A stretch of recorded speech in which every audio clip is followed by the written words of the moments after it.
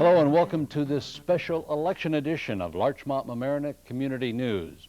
On Tuesday, March 18th, it will be Election Day in the village of Larchmont and the village of Mamaroneck. In Mamaroneck, there are two seats that are being voted upon by the electorate, and those are the office of mayor. Republican Joe Lanza, the incumbent, is being opposed by current trustee Archie Gianunzio Jr., the Democrat. Also, Deputy Mayor Walter Rogers, a trustee and incumbent, is being opposed by Gloriana Palancia, the Democrat. The polls in Mamaroneck will be open from 7 a.m. until 9 p.m. in the 15 districts. Also, it might be noted that the mayor gets a stipend from the village treasury of $9,000 for each of the two-year terms, and the village trustee gets a $5,000 stipend from the village treasury. In Larchmont, there is no stipend for the trustees. They serve voluntarily and are not reimbursed at all. In Larchmont, besides two village seats, trustee seats that are being voted upon, there are also village justice. The seat of village justice will be up for election this year. Without any further ado, we'd like to remind you that various staff members of the Larchmont-Mamaroneck Community News Team have interviewed the candidates, and we're going to give you a thumbnail sketch of who they are and what they've done and what they would do in their respective villages. First of all, we'll present the village candidates running in Mamaroneck Village, starting first of all with the Democrats and Gloriana Palancia. I grew up in Westchester County, and about 8 years ago I moved to Rhinebeck section of Mamaroneck, and I have been watching, over the course of the 8 years and the 25 years that my family has had a business in Mamaroneck, I've watched the deterioration of the village, Mamaroneck Avenue, people not feeling safe on the avenue. And in my business for 21 years, I have been accountable for management of almost $5 million a year on clients' money and spending, and have been doing it by myself. 1/3 of the budget that the village of Mamaroneck takes care of with 5 people on the board, and I'm totally accountable, and I've been questioning the ability of various people on the board and how they spend our money and how it keeps increasing our taxes, and the fact that our budgeting is not the way it should be. So that got me involved last year, and when I came very close to getting a seat, I couldn't sit back and say, well, not this year. I ended up sitting here with you. Again, right? Yes. So is that one of your immediate concerns? Are there others, something that you think that should be changed immediately? Well, unfortunately, there are a lot of things that need to happen. We are in a deficit. The village paid accountant on January 27th at the board meeting very clearly stated there was a deficit. It's written in, in ink. There was a deficit of $444,000. Now, they kind of dismissed the $200,000 that was for snow removal because that will be taken care of this year's budget. That's like taking your checkbook and writing a check out in anticipation of your next paycheck, and you've already gotten it spent. So we really are in a deficit of $444,000, and this is not the first time it's happened. It's happened once before, and curiously enough, both times happened when Walter Rogers was a trustee. So I guess that is short-term and long-term, because you would want to have the finances of the village in order on a long-term basis, obviously. Well, but are there other areas that you think that need the attention of the village board? Well, the very first thing we need to take care of is a long-term budget plan. And as you said, that's immediate. One of the things that I'm very concerned about is Mamaroneck Avenue, that a lot of women don't feel safe on the avenue. And there doesn't seem to be a strict code enforcement. There are things that can be done immediately, and that there are laws on the books for it, and all we need to do is enforce the existing codes, and that would clean up Mamaroneck Avenue, and then put a little bit of money. We have a community block fund grant that unfortunately the business district was not a priority, which it should have been. All right, well, thank you very much, Well, and thank good you. luck on March the 18th. Thank you very much. Archie, I understand you're a lifelong resident of Mamaroneck, too. Are you? Yes, I was born and raised here, one of the baby boomers. I've lived here my whole life except for a year or two when we moved out of town when I first got married. I think we all did that. Yeah, unfortunately you wind up moving away, but I came right back. My children, 2 out of 3 of them live here. My son moved into the Rhinebeck section since he got married. And it's a wonderful community. I mean, it has everything. It has the water. It is the friendly village. My whole family enjoys it. The Gianunzios, we've been here for a lot of years. My wife's family, the Langerfelds, have been here for years, and we just love it and wouldn't move anyplace else. Well, it has everything, as you said. You know, it's close to the water, the shopping, the city, White Plains, and it is a great place to live. And I know that there are some things that you would like to change and some of the present day issues that you feel are important. Would you tell us about what you think that is right now? Yeah, right now I think we need some change in the village in our financial area. We've got to right our financial ship, and I don't mean that negative. Every company, every family, at some point in time, their finances go slightly astray, and they have to be brought back into modern times. We had a deficit of $444,000 last year. We'll probably have somewhere between $100,000 and $200,000 this year. We have overfunded insurance that we owe of $694,000. We're $16 million in debt. Our debt service is $2.3 million. But those things can be changed. Yes, and not only can, they have to be. We've had a wake-up call. Our bond rating was dropped, which is not it's a bad thing, but it's not a drastic thing because it didn't hurt us yet. It hasn't changed our interest rate. So if we work on our problems, put in a surplus so that we don't have deficits, reduce our amount borrowed, then we can change this and we can get back to the village we used to be, financially sound. Well, financially sound it had been financially sound, but there were a lot of deferred maintenance items that I know that I guess we all have worked on and tried to bring our infrastructure up to speed. And Yeah. I know that's something that you were always concerned about. Yeah, I guess the big concern there is you only have so much money to spend. How you spend it is very important. I used the analogy last election, and it's still true today. Mamaroneck is like an old house, like most of the Sound Shore communities. It's leaking, and we're buying grass instead of fixing the roof. Well, for the future, what do you see your vision?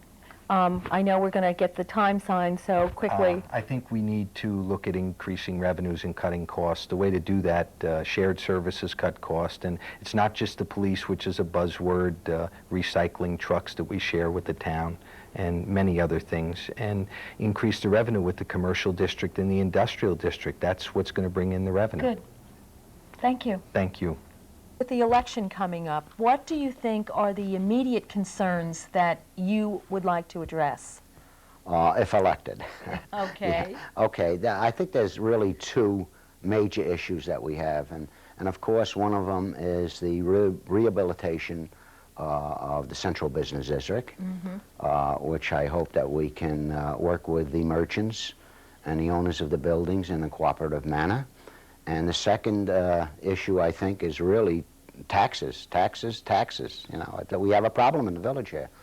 And we have to face the issue that we're reaching a point where, and especially older senior citizens, have to begin to look at whether they can afford to live here in the village of Mamaroneck. What do you think about the governor's new plan to find a new way to fund the school taxes? They're looking at that a little bit closer. I think it's a wonderful plan, and I support it. It's a great plan. Yeah. It would help us an awful lot. I think it would help everybody. Well, it would help the homeowner as far as their school taxes goes, And when you talk about taxes, it's not only village taxes, but you have to incorporate the school taxes Sure too. you do, And because look at the total bill. yeah, that's the highest tax that we have to pay. Now, tell me what you think your plans might be for the future. What would be your vision for the future of Mamaroneck? Well, if there was a vision, as I said before, I think the vision is to see what we can do about improving the central business district and making it a viable central business district, and not turning it into one of the business districts that we see around Westchester County, where business starts to decline, stores close up, and we have a lot of empty stores. I think that's important. In the industrial area? And the industrial area is another issue that we must face, but we've been looking at it over the years, and hopefully some plans can come out within the next year or so that might improve the industrial area. We have a beautiful industrial area We right do. off I was 95. just going to say, it's yeah. very viable. It's there. People like it because and they say it's great. It is. It's and of course we realize that there are a number of auto repair shops in that area, and we do have a moratorium down there right now You hope to take a good look diversify? at. Definitely, Good. yes. So these are the kind of things that hopefully we can address within the next year or two. Well, you've done a lot in the last few years. How long have you been on the board? I'm finishing up 4 So terms. long you can't remember, 8 I know. years. 8 years I've been on the village board, and there has been a lot of progress in the village of Mamaroneck, I must say that, from the renovation of the beach pavilion to the Harbor Island Park And you renovation. consider that a grand accomplishment? I certainly do. We did a lot for our children in the village of Mamaroneck. We've taken, we have over 200 children on Friday and Saturday nights down at the teen center. These kids, some of them are taking them off the avenue. I think that's great. Thank you very much and good luck. Thank you for inviting me here. I was born in the Rhinebeck section of the village of Mamaroneck. I lived in the village for 50 years, all of my life. I went to Rhinebeck High School. I've been served on the Board of Trustees now for 5 years, 2 years as trustee and 3 years as mayor. What happened was Paul Noda, who was the former mayor, was elected to county legislator. And I was able to just walk in and take his spot, but I didn't. I threw myself into an election that year. And the following year I ran again, and I've been mayor for 3 years. What is your major concern at the moment? What do you focus on? Well, I'm very concerned about taxes. I'm trying to do something about it. It's been very, very difficult. As you know, we discussed before, we've had $11 million of assessed value come off the tax roll in the last 8 years. So it's been very, very difficult. We've had some very difficult projects that we had to do here in the village of Mamaroneck. We had the remediation of the Taylor's Lane site. And many other things that have cost the village a lot of money when we try to keep everything down. It's very, very difficult. We feel that the only way to expand our tax base is through economic development. Which brings us to the business district. Which business to the business district, and if you wanted to start off in the beginning of the business district, you would start off with the Regatta building, which will house eventually Village Hall, which is going to give us close to $500,000 in tax revenue for the village, and will help lower or stabilize our taxes. I mean, this is the way that we have to do it. With that, once that is built, it will enhance that lower end of Mamaroneck Avenue, and hopefully it will enhance the rest of Mamaroneck Avenue. We have been tenacious in our efforts to try to clean up Mamaroneck Avenue. In the last 2 or 3 years, we've put bicycle cops on, crossing guards, we've had extra garbage pickup and street pickup, and we have instituted a fast food restaurant law where fast food restaurants have to be within 200 linear feet. More than 200 linear feet of each other. So we've done quite a bit down there. We've also tried to move some of the kids off the street and bring them down to the pavilion, which is now the Walters Rogers Recreation Center. That's in Harbor Island. At Harbor Island, and get them off the street into a controlled environment. So we've been tenacious down there. We've tried to do a lot of things. We've also have removed 120 individuals who were illegally housed in apartments over the stores in the Central Business District. So we keep on moving, and hopefully we'll really enhance the village. I mean, I can see in the next couple of years Mamaroneck Village being the premier village in Westchester County. So that is your plan for the future. Yes, it's my plan for the future, yes.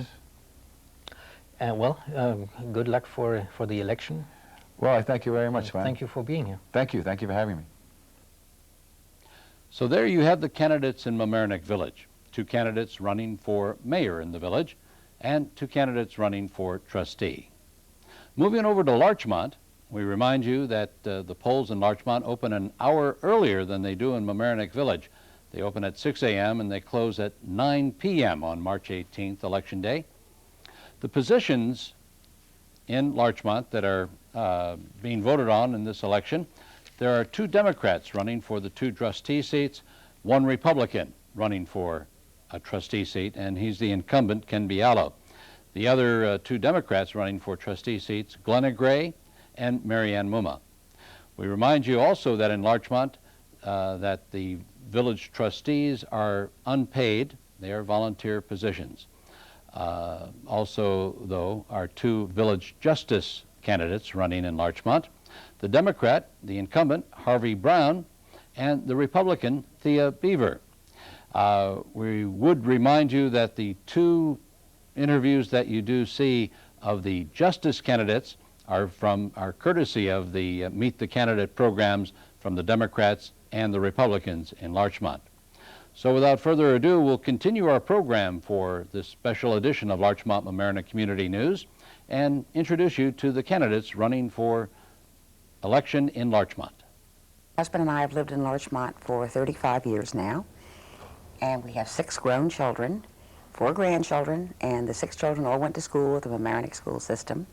And we've actually lived in 3 different houses in Larchmont, in 3 different areas. We started off on Clark Court, and we moved to Willow Avenue, and now, with the kids all gone, we're living in Pine Ridge. And last year, Cheryl appointed me to fulfill an unexpired term, and then I ran for a 1-year term, and I was unopposed. So this is my first year of really running a campaign.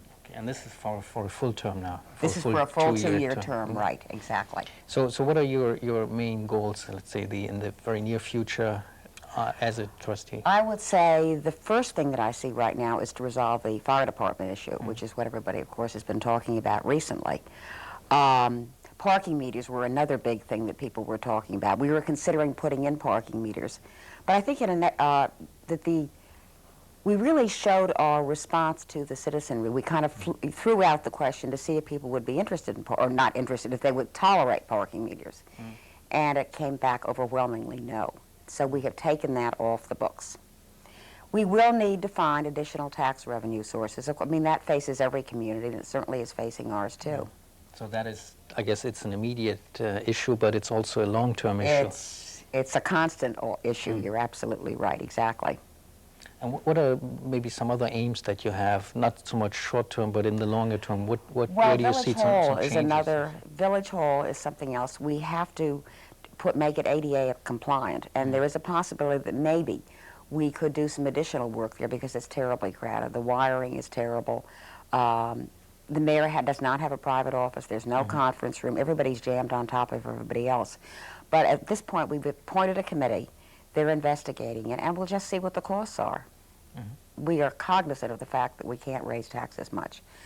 And of course, now that my husband's retired and we're living on a fixed income, I feel that more than ever. So whatever I vote for is going to affect me too. Yeah, so I guess that is something that's good to know. It's a motivating factor. Exactly. But I guess property taxes are an issue all over Westchester County. I think they absolutely are, and they probably always will be spent. Well, thank you very much for coming on to our show, and good luck on March the 18th. And everybody vote, please. Yeah. Thank you. I've been a resident for about 26 years now. I've been active in politics all of my life, even when I was a child, because my parents were active in politics, so therefore you're active in politics. And it's just something I've been involved with, and I've always been a volunteering person. And so I see it as another way of volunteering to the community in which I live.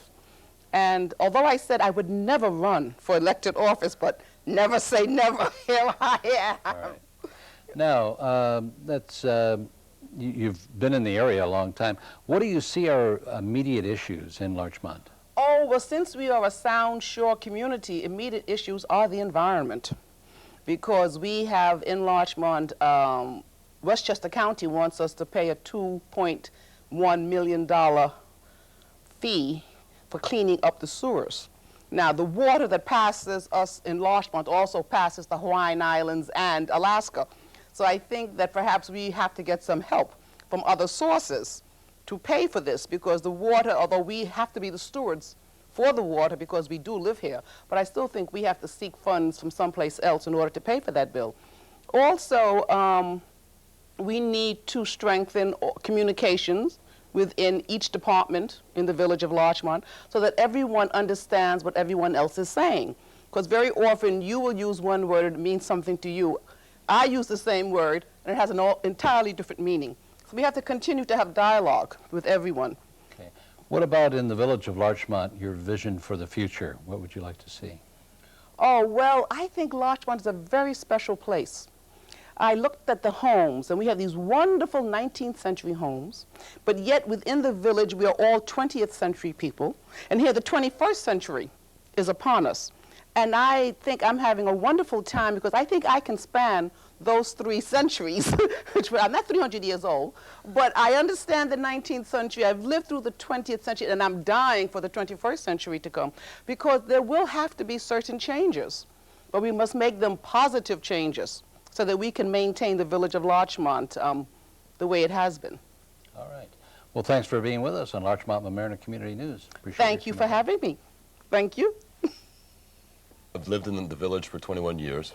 I have 4 children. 2 of them are Mamaroneck High School graduates. One is a 10th grader in Mamaroneck High School, and I have one who is a pre-K 3-year-old, almost 4. I've served on the village board since 1991. With various liaison responsibilities, and I guess that's 3 terms at this stage in the game, and I'm now running for my 4th term. Before that, I was very active in the Little League as coach and commissioner of the girls division, which I basically developed after Penny Wolfing. We went from 55 kids to 390 kids when I left, and worked on the village recreation committee and coached in the junior soccer league, and I was a Chatsworth PTA volunteer and the whole 9 yards. And also you were involved in the LMC and are still on the LMC Board of Control. I was on the LMC-TV Board of Control until the day after the municipalities approved the negotiated agreement that I did with TCI, and at that time I guess I had 5.5 years, and I felt it was time for somebody with a fresh insight to come in and help out. Really? All right, Larchmont issues, what do you see are the most important issues facing the village? I think the issues today are pretty much the same as they were several years ago when we first started this thing in 1991. We're facing the crunch. We have a very high level of services and a good physical plant, and we have a declining assessed valuation role, and we're in an inflationary environment, and the real question then, and it remains today, how are we going to continue to maintain ourselves without sending taxes even further through the roof than they've already gone? And my view of that is that it's going to take some planning and some thinking through of how we're going to get from where we are today, which will include an evaluation and cost-effectiveness assessments of our present services, and where we want to be 10 or 15 years down the road, and then we're going to have to figure out a strategy to go from here to there. Do you think consolidation, as has been mentioned over the years now recently, especially with police departments, possible fire departments, is there any, do you feel that might be an avenue? Well, I think that the village is going to stay a village, and I would be very surprised if there was much sentiment out there for the village becoming part of the town or any other entity. I think we all enjoy what we have. The question is, how do we preserve it? And there is a police study, as you know, there's a study of policing issues that's undertaken by the state, and we're expecting a report sometime in the near future. Hopefully it will indicate some good things about how some things might be shared or how there might be some collaboration, but I cannot imagine that there would be anything like a consolidation without first going to the voter public and asking them in a referendum, and I would be very surprised if it came back positive, even if the numbers were very substantial, but you never know.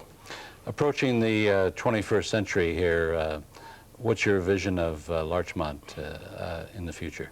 Well, as you know, the village is a pretty well-developed community. There isn't much room for anything new to go in, and so I think what we're looking at, and I guess what I'm thinking about, is that it will continue to be a bedroom community for the city, as people begin to work more at home, we understand these trends are coming. People will work more at home with computers and teleconferencing and other kinds of activities.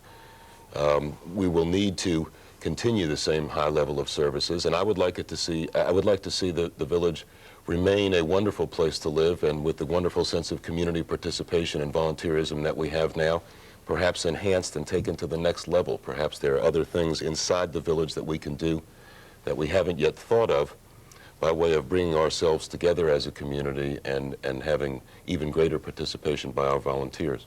Ken Biala, thanks for being with us on Larchmont Mamaroneck Community News. Thank you, Roger. The village justice has been perhaps the most exciting part of my legal career. I've been village judge now for 8 years. I've been practicing law for about 22 years. And I found that my experience, first as a lawyer and now as a judge, has led me to an even greater appreciation of our law and the administration of justice. Having worked on both sides of the bench, as it were, and continue to work both sides of the bench, it makes me a better judge. I know what lawyers want. I know what judges want. More importantly, in the 8 years I've been judge, I've made quite a few improvements in our court. I've computerized our court.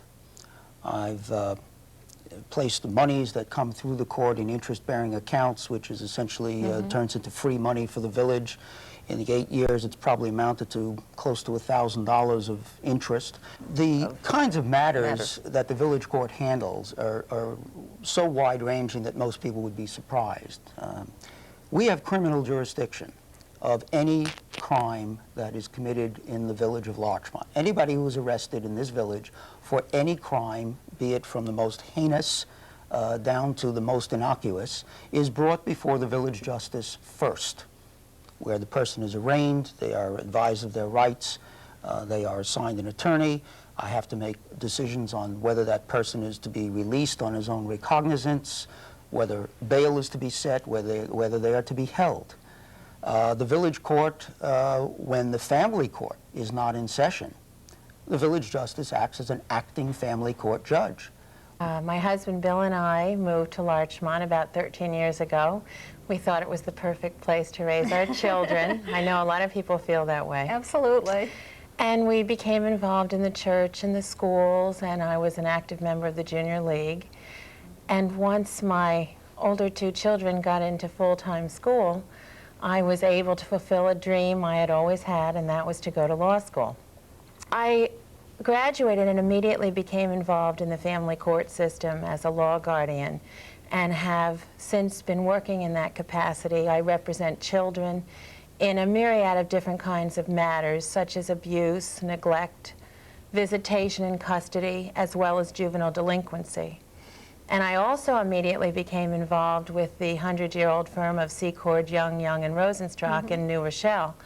And in that capacity, I have worked as an attorney for creditors and debtors. I've done foreclosures and bankruptcies. I've represented both commercial and private individuals in different matters involving the Uniform Commercial Code, contracts, torts, landlord-tenant matters, and just a general practice. And currently I am serving, as you mentioned, as Deputy Village Prosecutor, and it's in that role that I get to see the workings of our village court on a regular basis. And with the 2 candidates for village justice in Larchmont, you have seen our program of Larchmont Mamaroneck Community News Special Edition. Remind you that the candidates running for office in Larchmont, the video that you did see was courtesy of the Republican and Democratic parties in Larchmont and their Meet the Candidates program. Also, the candidates for, or the justice in Larchmont is paid $17,000 a year for the part-time position, and the term is 4 years for village justice in Larchmont. All the other candidates and trustee positions in Larchmont and Mamaroneck Village, those are for 2-year terms, and the mayor serves at a 2-year term. Remember, the polls open at 6 a.m. in Larchmont. They open at 7 a.m. in Mamaroneck Village. Also, they all close at 9 p.m., so we should know the results fairly early on Tuesday evening, March 18th. Remember to vote March 18th in Larchmont and Mamaroneck Village. That concludes this special edition of Larchmont Mamaroneck Community News for Election Day. And remember to vote. I'm Roger Norum. Thanks for watching.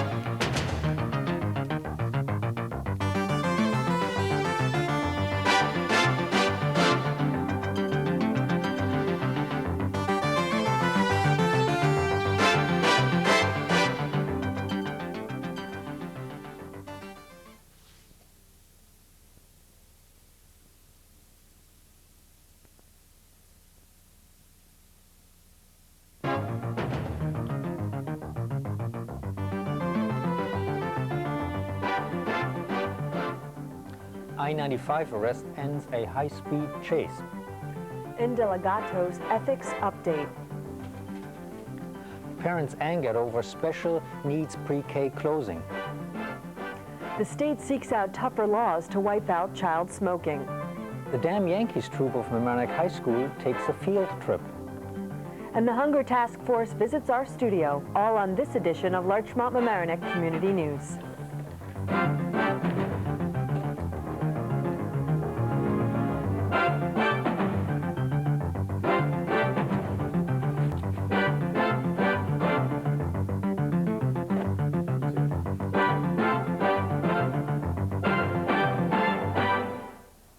Hello and welcome to this edition of Larchmont Mamaroneck Community News. I'm Sven Oehmer. And I'm Alicia Myro. Our top story. The proposed 1997-98 budget for the Mamaroneck School District shows an increase of almost $2 million to a grand total of more than $58 million. But in spite of the increase, cuts in the pre-kindergarten special needs program will be made. The program is currently available to 3- and 4-year-olds. Next school year, it will be cut back to admit only 4-year-olds. During the following year, it will not be offered at all.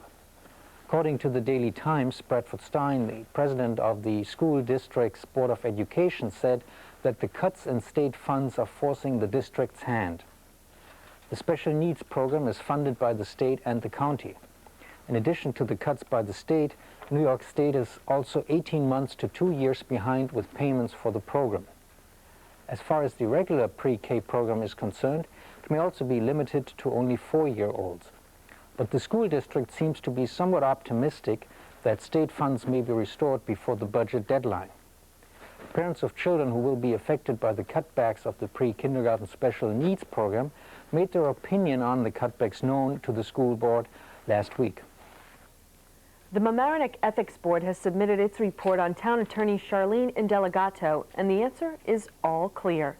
Just 1 month ago, Indelegato represented a private client before the New Rochelle Board of Appeals on zoning. As a former city manager of New Rochelle, this was in violation of New Rochelle's ethics code. Mamaroneck Town Republican Chairman Mark Mannix referred these actions to the Mamaroneck Ethics Board and demanded that Indelegato resign. The town board turned the case over to the town's ethics board after refusing to ask for a resignation. Mannix's actions were believed to be politically motivated. It is true that Mamaroneck's ethics code forbids town employees from appearing before a town board or commission even after 2 years from their termination of employment. But they do not have rules when town employees appear before boards in another municipality. The Ethics Board only made mention in a letter to Town Supervisor Elaine Price that town employees should be familiar with ethics codes in communities in which they appear in a private capacity. Over the years, we have seen a number of plans for David's Island, the island off the shore of New Rochelle and Long Island Sound, and they've made headlines. None of the plans ever made it beyond the drawing board. But now, new ideas are being circulated. With the story, here's Larchmont Mamaroneck Community News reporter Catherine Kaywood. After Donald Trump's plans for David's Island came to a halt, the College of New Rochelle announced an international competition for designs for the best use of David's Island. The Castle Gallery has had over 500 requests for applications. These requests have come from Westchester County, Manhattan, and also from countries such as Australia, Cyprus, Denmark, France, Hong Kong, India, Israel, Thailand, and Uruguay. Teachers and professors are even using the competition as a class project at high schools and universities. The entries are due on April 1st, and the winner will be announced on April 13th at an exhibition and reception at the Castle Gallery. The prize is $5,000. For Larchmont Mamaroneck Community News, this is Catherine Kaywood. New legislation is supposed to prevent underage persons from buying cigarettes. Larchmont Mamaroneck Community News reporter Ginny Neumeister has the details of the new laws. The newly formed Mamaroneck Schools Foundation presented a total of $67,000 in grants that were given to 6 programs to enhance Mamaroneck School District's curriculum. A $40,000 grant was given to refurbish the Hommock School Planetarium for all children in the district to use. 2 grants of $7,500 were awarded to Chatsworth and Mamaroneck Avenue schools for educational equity and diversity awareness. A theater arts program for students K through 6 received a grant of $6,000, $4,500 for a chess program to provide a lunchroom activity that is neither academic nor athletic, and an oral histories project at Murray received $1,500. President of the newly formed foundation thanked everyone for their assistance and hard work in raising the funds needed for these projects. For Larchmont Mamaroneck Community News, this is Ginny Neumeister. Chase that began on I-95 ended in Mamaroneck on Thursday, March 6th. That evening at about 10:30, a state trooper tried to stop a 1993 red Toyota that was exceeding the speed limit. When the driver of the Toyota noticed that he was being followed, the driver increased speed and switched lanes in an attempt to avoid the state trooper. The car finally hit a center guardrail near the Fenimore Road exit in Mamaroneck Village. The driver of the car and the 2 passengers fled on foot from the crash into the industrial area of the village. The 2 passengers were arrested minutes after the crash by state troopers. The driver was able to get away initially, but he was arrested about 2.5 hours later by Mamaroneck Village Police on Halstead Avenue. The crash of the Toyota was bad news for its owner, as the car had been stolen that same day early in the morning in New Rochelle. Many people in our area may not be familiar with the Larchmont Mamaroneck Hunger Task Force. To learn about the group's activities, Larchmont Mamaroneck Community News reporter Catherine Kaywood spoke with Pastor Bill Shilladay and Cindy Goldstein. The fall of '92, we realized that there was no continuous program feeding the hungry in our community. And in January of '93, we started the Hunger Task Force after some community leaders and a hunger forum, and we just opened up and we had customers. And luckily, we also had volunteers. Well, Cindy, how does this work? Well, twice a month, we operate out of the CAP Center in Mamaroneck on Center Avenue, and we distribute bags of nutritious groceries to local residents who can prove that they're in need. How many people do you serve? Probably about 250 individuals each time we open our doors. And how do you know what people to give the groceries to? Well, the first time a person comes, they're given food with literally no questions asked, just needing to prove residency in Mamaroneck or Larchmont. And then we give them a referral form that they have to get filled out and signed by a doctor or a clergy person or a social service worker who makes note that they are indeed in need of food. Well, how can one contribute to the Hunger Task Force here? Well, certainly we need volunteer time, and anyone interested in that or donating food could call 833-1806 and sign up. Now, I understand we also have teenagers involved in helping. Lots of kids are involved. Sometimes families come and pack groceries together, but we have Girl Scout troops, Boy Scout troops, youth groups, the high school send people. It's really very heartwarming to see all the kids coming out to help. And you mentioned earlier that sometimes people do community service in lieu of a fine. Sure. The local judges often ask people to do community service, and this is a great place to do it. And some of our high school students are in their service hours doing this for graduation. So. Now, you mentioned hostess gifts as a way of contributing. Yeah, lots of people have parties in the area, and instead of getting a hostess gift from their guests, they ask that the guest bring a box of cereal or a jar of peanut butter, which then gets donated to the food pantry. It's a real nice idea. And one can also do this for bar and bat mitzvah parties also. Right. Absolutely. Yep. To connect to us, you need to call Mary Davis at 833-1806. Thank you. If you want to get in contact with the task force, here's the number, 833-1806. This winter, which officially ends this Friday, March 21st, just didn't seem like a real winter. The winter of 1996, however, was a different story. The budgets of many communities were pushed into the red because of the high expenses for the removal of snow. Westchester County and 18 communities have now received $1.4 million of state and federal funds to reduce the impact of the expenses caused by the early January blizzard of 1996. Out of the $1.4 million, Mamaroneck Town will receive just over $33,000. Earlier this year, 25 communities in Westchester County, among them Mamaroneck Village, already received $1 million. You may remember the Environmental Bond Act that was approved last year. New York State Governor Pataki proposed last week that out of a total of $3.7 million, $2.9 million will be used to repair sewers in the Blind Brook Sewer District. $760,000 will go to improvements of the Blind Brook Sewage Treatment Plant. According to the Daily Times, State Senator Susie Oppenheimer and Westchester County Assemblyman Ronald Tochi, both Democrats, applauded the announcement by Governor Pataki. Last year, the Mamaroneck Schools Foundation was established. March 10th will go into the history of the foundation as it handed out grants at the high school's Post Road Conference Center. Larchmont Mamaroneck Community News reporter Ginny Newmeister has the details of the story. The newly formed Mamaroneck Schools Foundation presented a total of $67,000 in grants that were given to 6 programs to enhance Mamaroneck School District's curriculum. A $40,000 grant was given to refurbish the Hommock School Planetarium for all children in the district to use. 2 grants of $7,500 were awarded to Chatsworth and Mamaroneck Avenue schools for educational equity and diversity awareness. A theater arts program for students K through 6 received a grant of $6,000, $4,500 for a chess program to provide a lunchroom activity that is neither academic nor athletic, and an oral histories project at Murray received $1,500. President of the newly formed foundation thanked everyone for their assistance and hard work in raising the funds needed for these projects. For Larchmont Mamaroneck Community News, this is Jenny Newmeister. Westchester County Airport is in the news again as the cutting of a number of trees is planned by the authorities. Larchmont Mamaroneck Community News reporter Guy Vitro has a story. More than a year after a $21 million terminal opened to serve commercial flights at Westchester County Airport, the county now wants to upgrade facilities for what it sees as the airport's real mission, catering to small planes.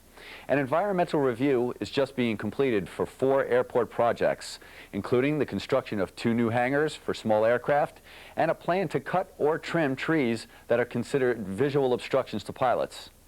The projects planned since the mid-'80s have already generated at least 1 lawsuit and a lot of bad feelings with neighbors, particularly over those 1,001 trees in question. County Transportation Commissioner Joseph Petroselli said the county had no timetable to remove the trees, but the county wants to begin immediately building 2 19,000-foot hangars and 2 parking lots to accommodate 450 cars. The projects would cost $16 million, with $9.6 million to be paid for with federal funds. The detailed environmental study was just completed and is being circulated. If accepted, the Board of Legislature could begin to secure the financing for the construction of the first hangar very shortly. For Larchmont Mamaroneck Community News, I'm Guy Vitro. In a recent article, the Daily Times took a closer look at Metro-North Railroad and compared today's service with train operations 20 years ago. The result of the comparison, today's service is far ahead and much improved. According to the article, Metro North Railroad is one of the best or the best passenger railroad in the country. The railroad has a much improved safety record with an accident rate of 1 per million miles traveled since Metro North took over, compared to 2.65 per 1 million miles for all railroads nationwide. The number of accidents has also gone down. The last passenger fatality took place in 1980.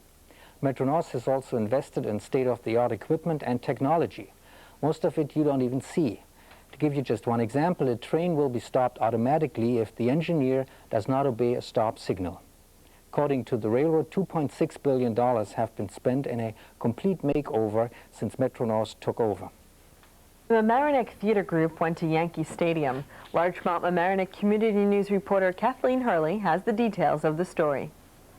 Mamaroneck High School's senior musical had a very special field trip. They were standing on the field of the one and only Yankee Stadium. The purpose of this trip was to give them inspiration for their upcoming performance of Damn Yankees. The students were extremely excited about this experience, especially for those who are Yankee fans. Well, they have their play director, Edie Ann Wrighty, to thank.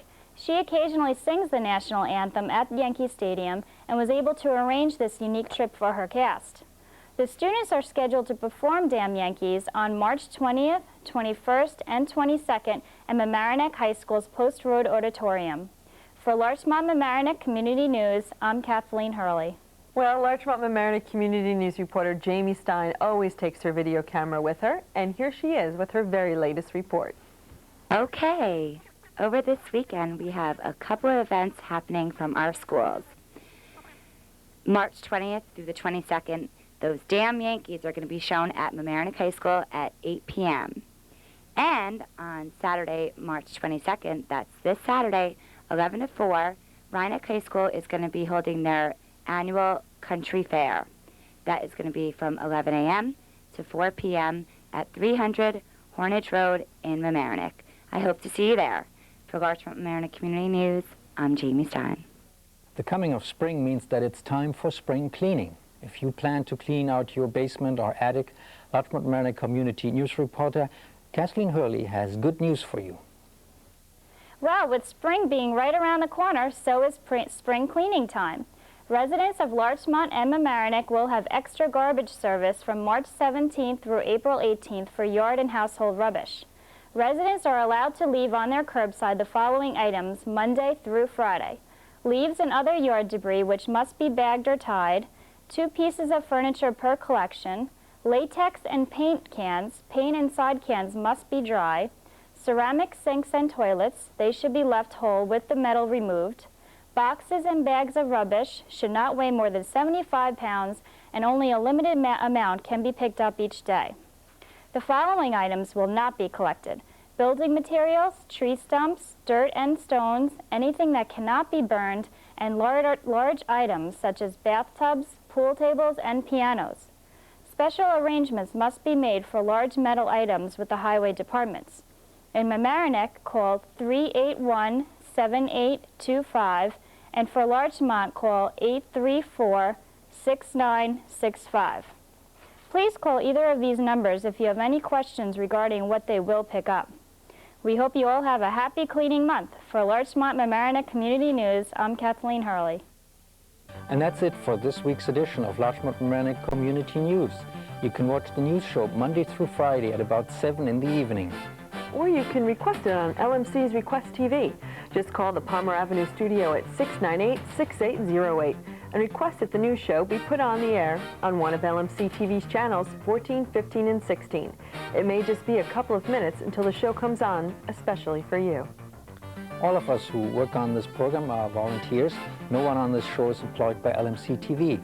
There is a lot of work involved in doing this news show. We always have room for new people who'd like to join us. It's a fun way to get involved in community affairs. In addition, you can learn a lot about television news. Every Thursday night we meet at about 7 p.m. and work on this news program, taping the various segments that make up the final show that you watch later. You'll find us in LMC's Palmer Avenue studio, which is in the Mamaroneck High School building, right up the stairs from Walter's Hot Dog Stand on Palmer Avenue. Also, if you have a story or some video which you think we might like to use on this program, come by on a Thursday night and will most likely use your story.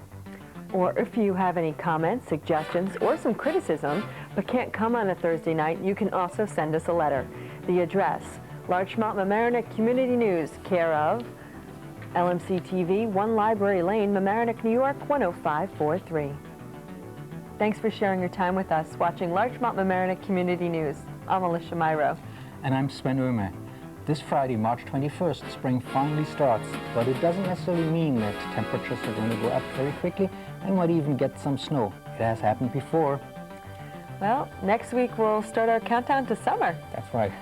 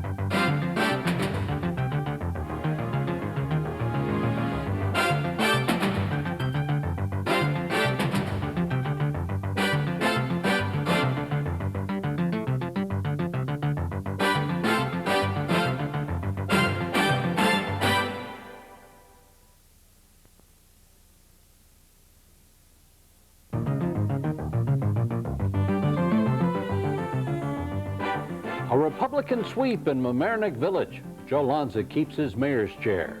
No change for the Larchmont Village Board, but Village Justice Harvey Brown is ousted by newcomer Thea Beaver. The feds stage a sting in Mamaroneck, netting stolen weapons, arresting 2. Local teen driver tagged with a DWI charge after crash into tree injures 4. Rye School District coping with an enrollment surge. The Bergeon School needs a new home. And rock dies. Those stories and more, all on Larchmont Mamaroneck Community News.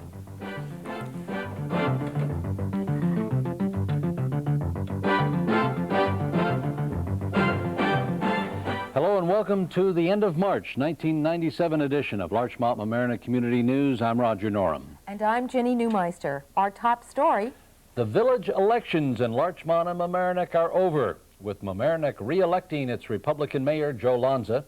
He soundly defeated Democrat challenger and village trustee Archie Gianunzio. Lanza beat Gianunzio by about 800 votes of the 3,500 that were cast.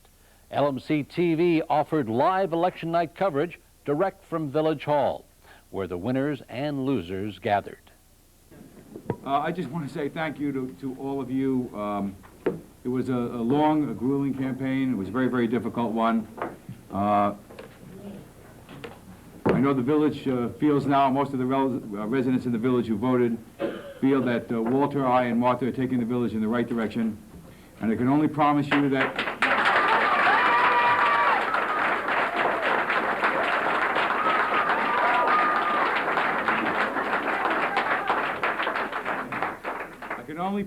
that if you give us a little bit more time, we're going to make Mamaroneck Village the premier village of Westchester County. Yeah.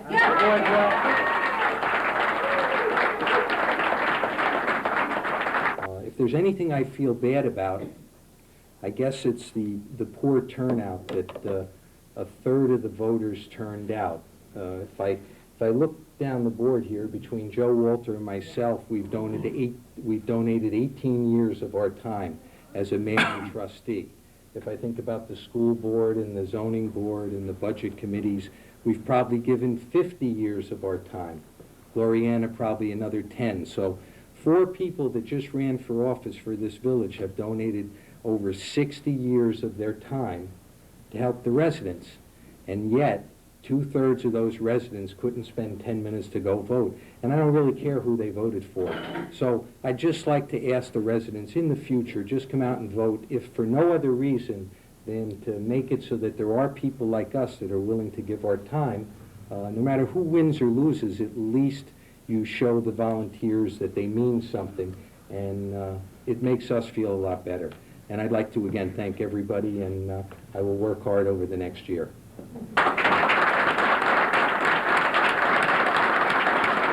Also in Mamaroneck Village, incumbent Republican trustee, Deputy Mayor Walter Rogers won re-election, beating Democrat Gloriana Palancia by about a 750-vote margin. It's been a grueling 7 weeks of campaigning, and I'm always happy when it's over. I was just asking Joey Angeletta, the Republican chairman, what he felt, if there was a singular issue that you thought turned it around in your favor, brought out the big turnout, or was the issue out there all the time?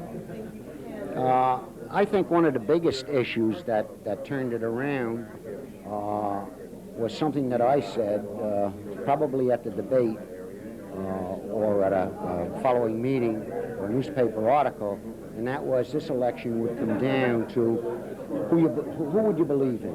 And it's been a tough race. I knew going in it was going to be really hard. Look what I'm running up against, somebody who's been there 8 years, you know, long family relationship here, you know, been involved with the community a long time. I would have liked to have made a difference for the village, but I'm off to Hawaii next week. So Walter Rogers wins a 5th term as trustee in Mamaroneck Village. Mayor Joe Lanza, his 2nd full term. He's been mayor in the village since 1994. And the Republican majority in Village Hall stays intact. And we're only another year away from another election day. Then 3 trustee seats will be up for grabs, including those of the 2 Democrats, Archie Gianunzio and Steve Goldstein. Republican trustee Martha Sokol-McCarty's term also expires next year. Now to take a glance at what happened over in Larchmont in the March 18 election, Jenny Neumeister. If there were no surprises in the Mamaroneck Village election last week, there was in Larchmont.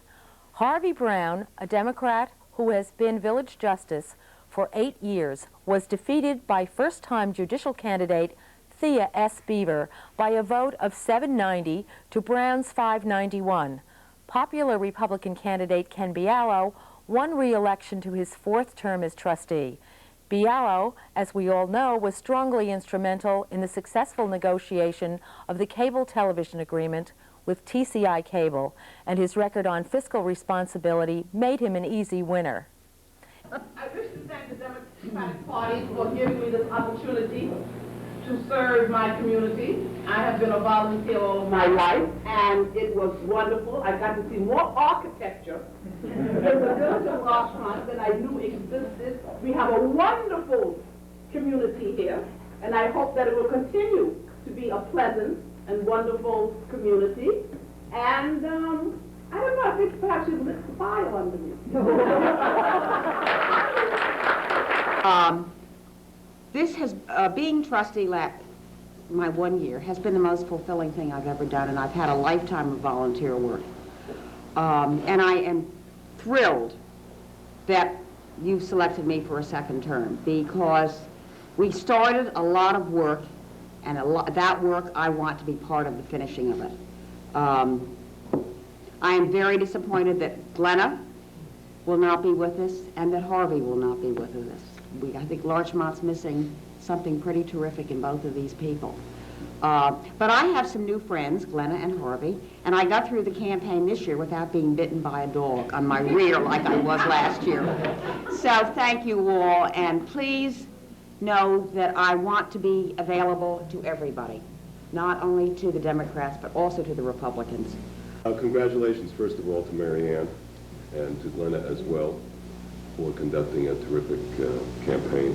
It was high-toned, as I think it has to be around here, and it had none of the bitterness that you can see in political campaigns in surrounding areas, or for that matter on the larger scale, in the county, in the state, and in the federal government. I want to thank the voters for their support, and to say again that I regard it as a distinct honor and privilege to serve this community. I look forward to working with my colleagues on the board in resolving the difficult problems that we face. Our first issue, of course, coming right around the corner is the budget, which is one of my favorites. I have been truly honored to have served in village justice for the last 8 years. It's been one of the most rewarding and satisfying things I've done in my lifetime. I would like to express my thanks to many people, and especially to the residents of the village. The outpouring of support I have gotten from all ages, from both parties, is just heartwarming. Marianne Muma was returned to office for her first official 2-year term on the board, and Glenna Gray did not win her first-time bid for elective office, but has returned to our LMC-TV news crew. So there is life after politics. Glenna? Yes! Here we are. Yes! As far as I'm concerned, Larchmont's loss is our gain. Tell us a little bit about running as a first-time candidate. What did you like the best and what wasn't so much fun? Well, I had a chance to explore all of the village of Larchmont, and which is wonderful. Knocking on doors? Knocking on doors, getting a view of Larchmont in the daytime, which has quite changed over the 26 years that I've been here. But it was really very interesting, and also the architecture. We have a wide variety of architecture in the village of Larchmont. You get to see a lot of things that you haven't seen before, or from different eyes when you're running for election. I understand, too, it wasn't too good for your waistline. I thought, I was expecting to lose 10 pounds. Now I didn't. that's not fair. But my blood pressure went down a little bit from all the exercise. Well, but you have to explain. It was when you went into a lot of places, they were very friendly. And oh, yes. Yes, people always want to give you something. Yes. So. But it's a wonderful experience to have. Yes. It's almost like doing your jury duty. It's your duty in the American picture to do things for your community. And I enjoyed it. Do you think someday you might try it again? I don't know. As I said at Tuesday night, I don't know, I think perhaps a fire has been placed under me, and we'll see what happens. Well, I don't know. Great. It was nice seeing you run, and we're glad you're back. Yes. Thank you. Thank you. Welcome home. And now we have a report from you. Okay. Local Irish eyes are not smiling after hearing some Mamaroneck Town Council barbs. Larchmont Mamaroneck Community News reporter Glenna Gray has the story. Several citizens spoke at the Town of Mamaroneck board meeting in opposition to stereotypical remarks made against the Irish. The residents expressed their concerns that elected officials would make negative, inappropriate statements regarding any ethnic group in America. Different people spoke about the richness of our diversity, the March of Solidarity we had last year in response to the Nazi swastika being painted on homes. The concerned citizens voiced their opinions that duly elected officials have violated their public trust. Mr. Hugh Fox, Jr. suggested that the District Attorney of Westchester County should investigate this meeting in order to determine if any New York State Penal Code has been violated. For Larchmont Mamaroneck Community News, this is Glenna Gray. Thank you for that report, Glenna. We should mention that the Mamaroneck Town Council has formally apologized. It wasn't the kind of St. Patrick's Day 18-year-old Mamaroneck resident Dennis Farrell relished. Farrell and 19-year-old Frank Anderson were arrested March 17th by agents of the Federal Bureau of Alcohol, Tobacco, and Firearms. They're accused of gun dealing, selling high-powered semi-automatic rifles to an ATF agent posing as a drug dealer. The agents say the 9 weapons they confiscated were part of a cache of 19 that were stolen earlier this month from a Thornwood gun store called the Arms Chest. Dennis Farrell, who lives on Melbourne Avenue in Mamaroneck Village, was arrested in his driveway along with Anderson. Both are charged with illegally dealing in firearms without a license. A third person who was apparently also present has not been charged. The Daily Times quotes a federal agent saying that, quote, "These guys were definitely looking to sell. As soon as they saw the money, they started loading the guns in the trunk of the undercover agent's car," end quote. The weapons reportedly were going to be sold by the two for several $1,000s. After getting a search warrant, the agents looked through Farrell's house but couldn't find any. The guessing is the 10 missing weapons from the stolen cash may have already been sold. Farrell and Anderson were arraigned in front of a federal judge in White Plains and released after posting $100,000 each bail. The federal ATF agents were able to do and successfully complete the sting operation with the cooperation of the Mount Pleasant and the Mamaroneck Police Departments. Jenny? The Bergeon School in Mamaroneck is in need of a new home. With details, here is Larchmont Mamaroneck Community News reporter Catherine Kaywood. The Bergeon School in Mamaroneck has announced that it will close at the end of the current term because the owner of the school has been unable to find a new location. The Bergeon School was housed at St. Vito's Church until 1995 when the church decided to lease their space to the French American School. But since then, the Bergeon School has been divided into 2 locations. One is in the Village Health Center on Stanley Avenue, and the second is on Halstead Avenue in space it shares with a dance studio. This school is a private Montessori school which teaches about 50 students ages 2 to 6. Jane Schumer has been looking for a new location for over 2.5 years. Now, the parents of the students of Bergeon School have united in an effort to find a new location for the school. For Larchmont Mamaroneck Community News, this is Catherine Kaywood. 18-year-old Michael Tutelo of Mamaroneck has been charged with driving while intoxicated after losing control of his car and slamming into a utility pole in Harrison last week.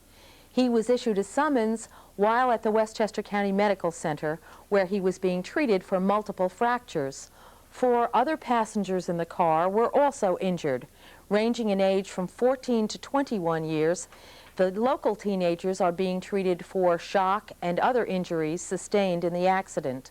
Tutelo may face additional charges if the results of a blood alcohol test comes back higher than 0.10%. It was not determined at the time if any other teens had been drinking. Roger? There must have been a whole week or 2 of no construction on the I-95 in our area, but now it's back. Larchmont Mamaroneck Community News reporter Sven Ome with the story. For 8 years, construction on I-95 has been an only too familiar hassle for motorists.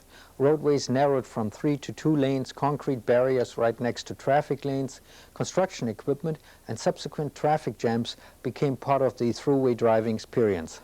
Also, one should not forget the dirt, noise, and dust that residents along the throughway had to endure all these years. But after 8 years of construction, the end is in sight. The final 2-mile stretch from Mamaroneck to New Rochelle is currently under construction and should be finished by December of this year. According to the Thruway Authority, the work is on schedule. If you wonder how many cars, trucks, buses, and other vehicles pass through our area on the Thruway on average, more than 90,000 vehicles per day.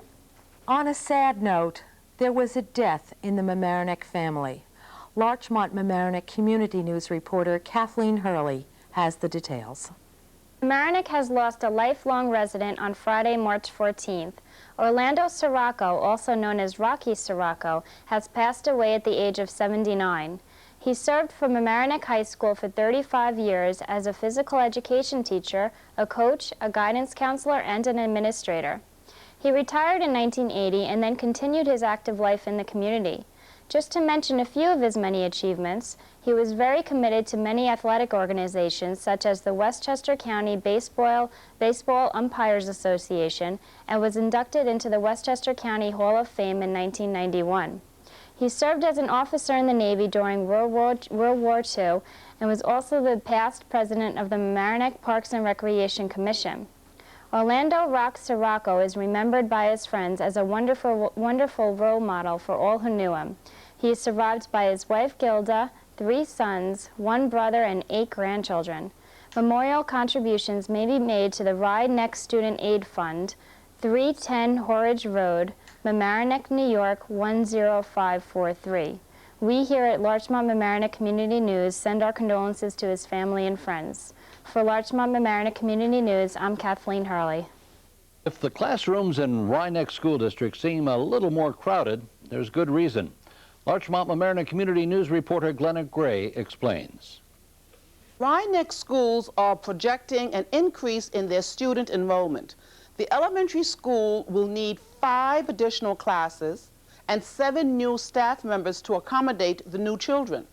Rhinebeck must also face court-ordered property tax reductions. The assessed property value in Rye Town is expected to drop by $285,269, according to the Gannett newspaper. Computer technology will continue to be upgraded. Advanced placement courses, exams in chemistry, European history, and English grammar will be added to current offerings. Juniors and seniors will be able to take the Advanced Placement English Literature course exam. The proposed budget is $15,692,573 for 1997-98. For Larchmont Mamaroneck Community News, this is Glenna Gray. A reminder of Women's History Month in Larchmont. The story from Larchmont Mamaroneck Community News reporter Lori Valvano. Larchmont's Chatsworth Avenue School has declared March Women's History Month. The school celebrated this event Wednesday evening and invited professional women from throughout the New York area to share their experiences with girls and boys. The women who were featured at the event worked in fields traditionally occupied by men. For example, a female architect, a construction company owner, an air traffic controller, an anthropologist, and a criminal investigator were among the speakers at the event. This annual event materialized from a PTA talk on gender bias in the classroom about 3 years ago. The event taught girls and boys that they can do anything their hearts desire. As long as they work hard and follow their dreams, there are no limitations based on gender. For Larchmont Mamaroneck Community News, this is Lori Valvano. Westchester County Airport is very convenient, but it's also very noisy. Larchmont Mamaroneck Community News reporter Catherine Kaywood elaborates. Aren't you glad that you live in Larchmont or Mamaroneck and not near the Westchester County Airport? People who live near the airport complain that the noise pollution has become dramatically worse since the completion of the new terminal. The Natural Resources Defense Council recently released a study which examined every flight and noise complaint at the airport over the last 5 years. And according to their report, the number of complaints has tripled since the completion of the new terminal. Even by 1994, the number of commercial flights had already reached the level that was expected by 2006. According to these reports, commercial flights generate 68 times more complaints than small aircraft, and night flights were more disruptive than the day flights. So when we feel like complaining about some aspect of our community, I guess we should just be thankful that we don't have any commercial airlines waking us up at 6:30 every morning. For Larchmont Mamaroneck Community News, this is Catherine Kaywood. A little self-expression through dance, and Larchmont Mamaroneck Community News reporter Kathleen Hurley explains. Mamaroneck has a wonderful Good Samaritan figure in their off-center dance theater. Joe Cavese, who runs the theater, is volunteering his time and talent for a project involving 40 children from Brooklyn and the South Bronx. They come to Mamaroneck twice a week to receive dance lessons from Cavese, to prepare for a very special performance at a tribute dinner on April 24th at Windows on the World. Most of these children are homeless or from underprivileged families, and this program is a very new and exciting experience for them. Cavese has volunteered for the project because he believes dancing is a way of expressing oneself, and he hopes this will help the children build up their self-confidence. For Larchmont Mamaroneck Community News, this is Kathleen Hurley. And that's it for this edition of Larchmont Mamaroneck Community News for the last week of March 1997. In case you missed any portion of this news show, you can see it again. This program is on Channel 14 LMC-TV, Monday through Friday at 7 p.m. Also, you can call LMC-TV and ask to see this week's news show. The number to call is 698-6808 after 4 p.m. The crew at LMC-TV will do their best to put Larchmont Mamaroneck Community News on at a time convenient for you. Remember, call 698-6808 after 4. and ask to see the news show. Those of us who produce this news program are all volunteers, and we can always use some help. It's a fun community activity. If you think you might want to join us, drop by when we record the program, and that's about every Thursday night. We do the show at the LMC-TV studio located in Mamaroneck High School on the Palmer Avenue side, just up the stairs from Walter's Hot Dog Stand.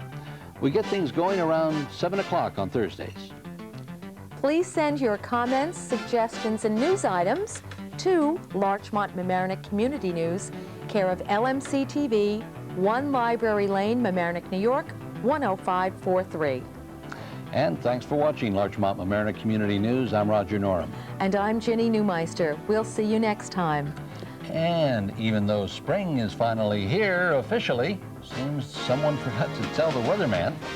And we would like to thank our LMC-TV studio hosts and for all that great video from election night that they let us use on this news program.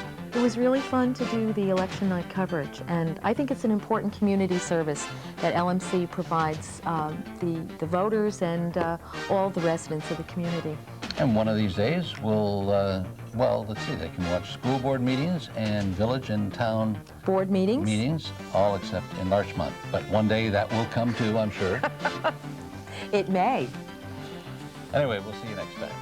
Thanks for watching.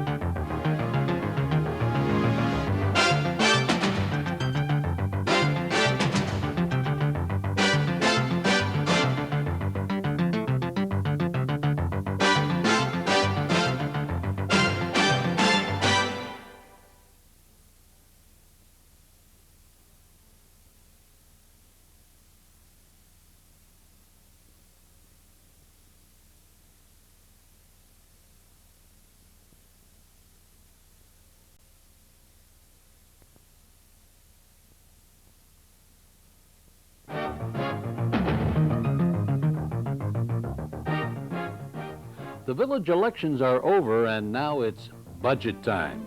The Mamaroneck Village tax increase is proposed at 8.86%. Larchmont Village proposes a hike of 4.9%. Apologies are offered by Mamaroneck town officials. LMC-TV award show is coming to the Emlyn Theater. Recipes are wanted by the Ritz. Those stories and more on this week's edition of Larchmont Mamaroneck Community News.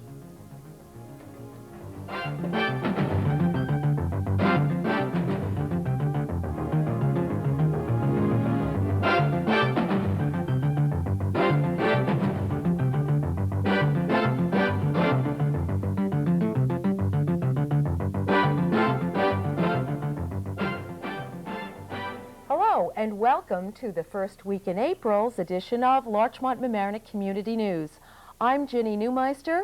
And I'm Roger Norum. Our top story: now that the village elections are over and the campaign rhetoric shelved for another time, the Village of Mamaroneck Board of Trustees will have to wrestle with a proposed budget totaling nearly $17 million. The increase is $785,000 over last year's budget, which comes out to 4.877%, but the tax increase is actually 8.86, or closer to 9. The total value of taxable property in the village is projected down over $1 million from last year, and much of the loss in assessments is caused by court-ordered reductions in property taxes. The amount bonded as a result of property tax refunds was over $500,000.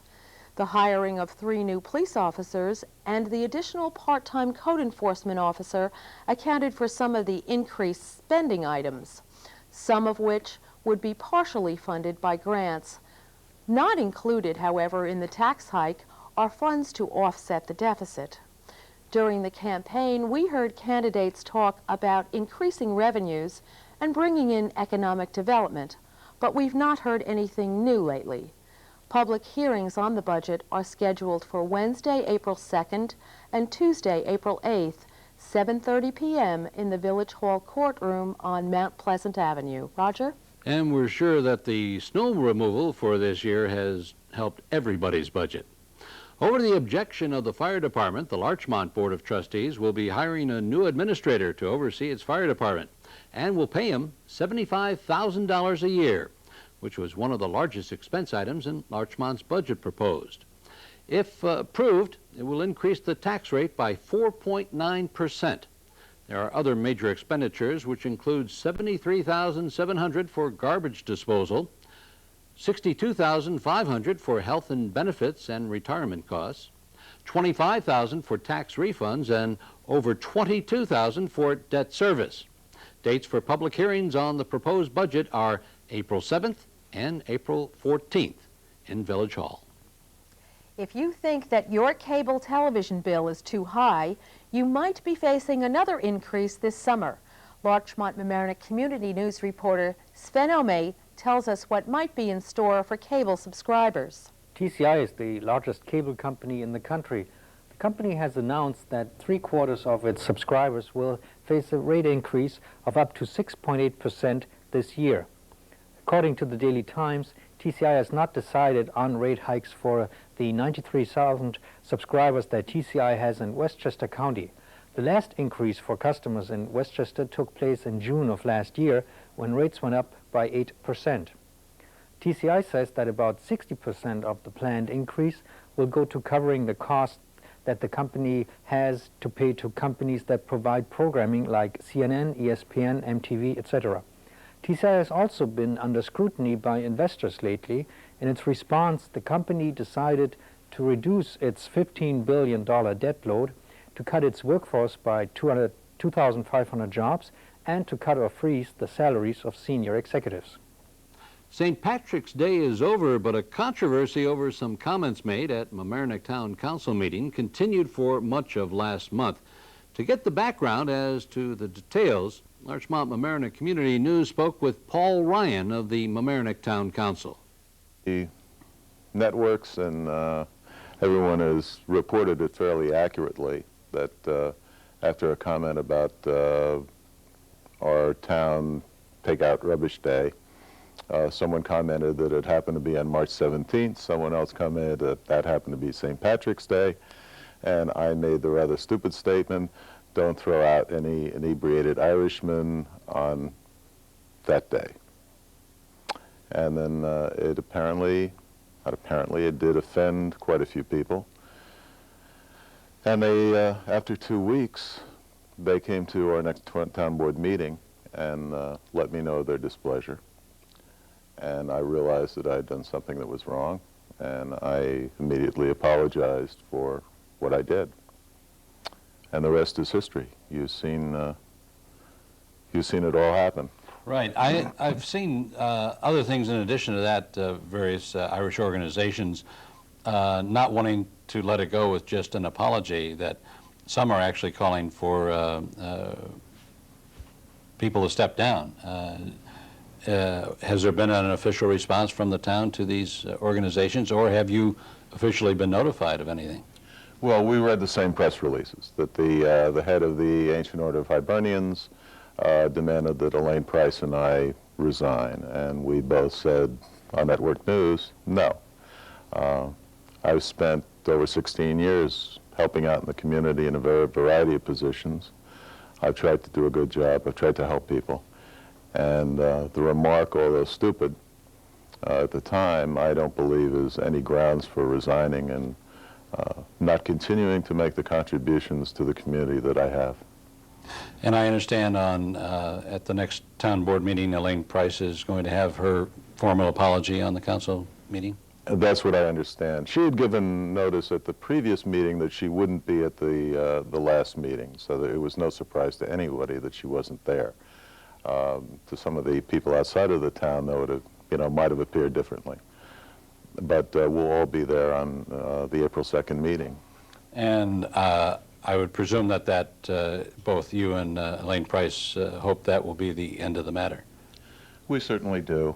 In the meantime, we've both been astounded and gratified by the number of people in the community that have come out and supported us and say, you know, your record speaks for itself, and you tried to help the community, you've worked hard, and we're not going to let an incident like this detract from your accomplishments.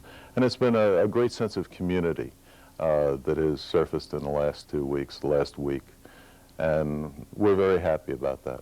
We're very gratified. And the support has come from all segments of the community across ethnic lines and political party lines. Right. Doesn't detract that, you know, we said the wrong thing, and we've said that and admitted that. But it's nice to know that we do have friends out there. All right, Paul Ryan, thanks for being with us on Larchmont Mamaroneck Community News. Thank you, Roger. As you heard, Town Supervisor Elaine Price is issuing her formal apology on the matter at this week's Town Council meeting. Film companies may face tougher times in Larchmont when they come to the village for a shoot for a commercial or a movie. Larchmont Mamaroneck Community News reporter Guy Vitro has the details. Hollywood may have to begin thinking twice when they want to shoot a film or commercial in Larchmont. The town is thinking of tightening its regulations on filming in the village after a weekend shoot at one of its churches, which annoyed some residents. Like many municipalities, Larchmont requires a permit for all filming on public or private property. The Larchmont Village Board prepared a list of suggestions to incorporate into a revised permit policy. The shoot that prompted the complaints were from a Bell Atlantic phone company commercial at St. John's Church in Fountain Square on March 1st. It lasted till about 9 p.m. Currently, the village now limits filming to between 8 a.m. and 7 p.m. The same location cannot be used for more than 3 days in any 12-month period, and all filming is prohibited Saturday and Sunday. The village policy now requires the filming company to notify all affected property owners. It would be revised, however, to specify those within at least 200 feet of the location with a written description of the scope of the project, including the number of people and vehicles involved. This would also have to be provided by the village clerk. The board is scheduled to meet with the village attorney, James Stout, in April to discuss these revisions, and we will keep you posted with the outcome. For Larchmont Mamaroneck Community News, I'm Guy Vitro. You know, it's kind of interesting, Jenny, those film trucks and that. You think it's kind of an exciting thing to have a commercial filmed in your own neighborhood or location, but it ties up the streets, and some people wish they hadn't had their home offered as a commercial site. They don't recognize it when it's through. You know that D.W. Griffith had a studio at Flagler Drive. So one time, yeah. The Mamaroneck Village street sweeping program will resume on April 1st. Residents now must remember to check the signs posted along their streets and move their cars, or they will be ticketed. Just in case you don't see the sign, it is suggested that you call the Department of Public Works at 777-7745 before the sweeper comes in Mamaroneck Village. Jenny? And in Mamaroneck Town, a workshop on at-risk youth will be held from 8 a.m. to 2:30 p.m. in the community room at Hommocks Park Ice Rink on Hommocks Road. It will focus on ways the community can identify young people in need of help. There will be several guest speakers, including those from the New York State Division for Youth, and if you need further information, call the Mamaroneck Town's Recreation Department at 381-7865. The election for the Mamaroneck School Board is coming up. In Larchmont Mamaroneck Community News, reporter Sven Ome spoke with Barbara Rosenblum, chair of the Mamaroneck Selection Committee for the upcoming school board. And they talked about the candidates. The committee has endorsed 4 candidates, Barbara Bennett-Rones and Jay Gottlieb, who are the incumbents, and in addition, Robert Martin and Susan Spencer. And can you tell us a little bit about more about the candidates? Well, 2 incumbents, so they have experience, obviously. Yes, the incumbents have each served for 3 years, and they brought a lot of thoughtful and excellent progress to the school board, and we roundly wanted them to continue with their work. The two new candidates, Robert Martin is a gentleman who has one daughter in the high school. He's from the Chatsworth Avenue district, and his background is in finance. And Susan Spencer is from the Orienta district. She has two sons who are grown and went through Central School. And she is a real estate agent locally. You already mentioned different schools. How do the different schools in our district, how do they get involved in the selection process? Well, the committee is comprised of 24 people, 6 from each school. 6 from each elementary school, Chatsworth, Murray, Central, and Mamaroneck Avenue.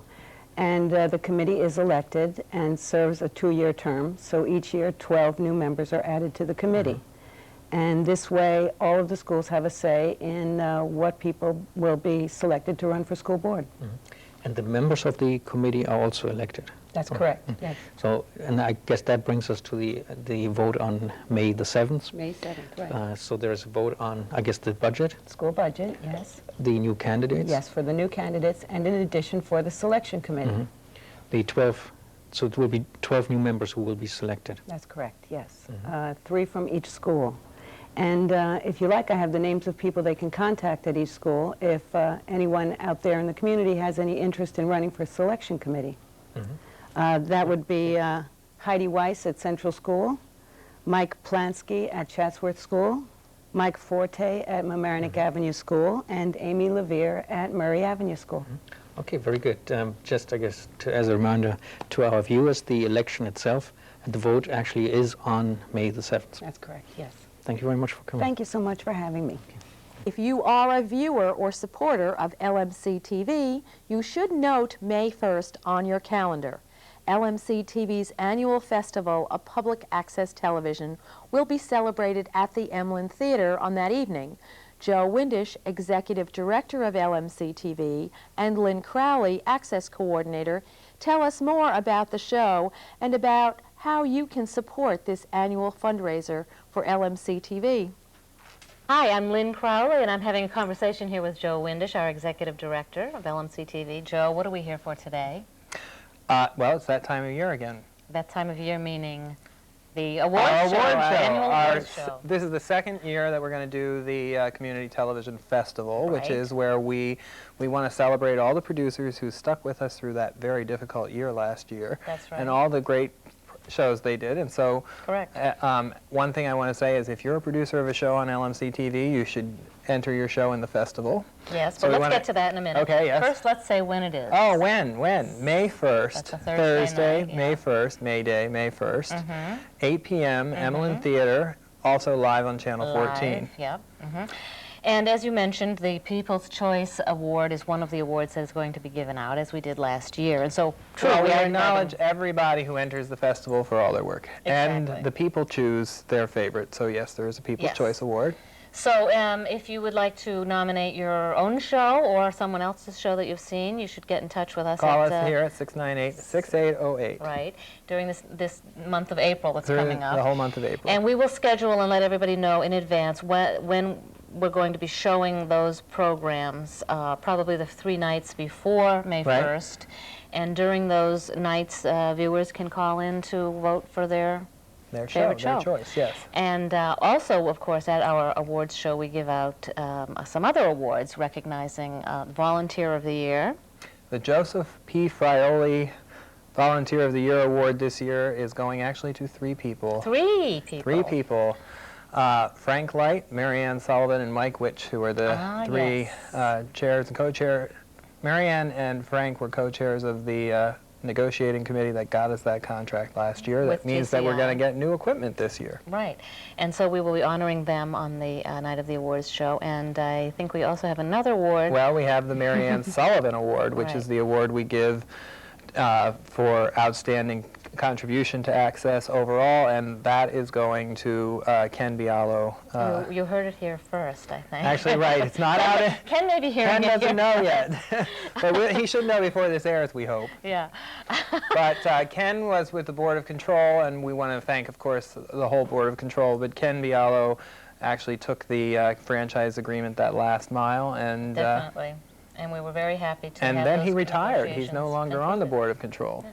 So that will all be part of the awards show. That'll all be part of the awards show. In addition, we will be doing another silent auction. Silent auction before the show. So we want you to come early. We'll have a nice little wine reception. Wine reception. And water for those who are whatever. And we will have several items that will be very attractive and interesting to our... And great deals. People get great deals at our auctions. And then the show will start about 8 o'clock live in the Inland Theater. And dessert and coffee after. Right. So come with us. Yeah. Join us. So May 1st, LMC-TV's annual award show and festival. Be there with us, please. Thank you. Thank you. You're welcome.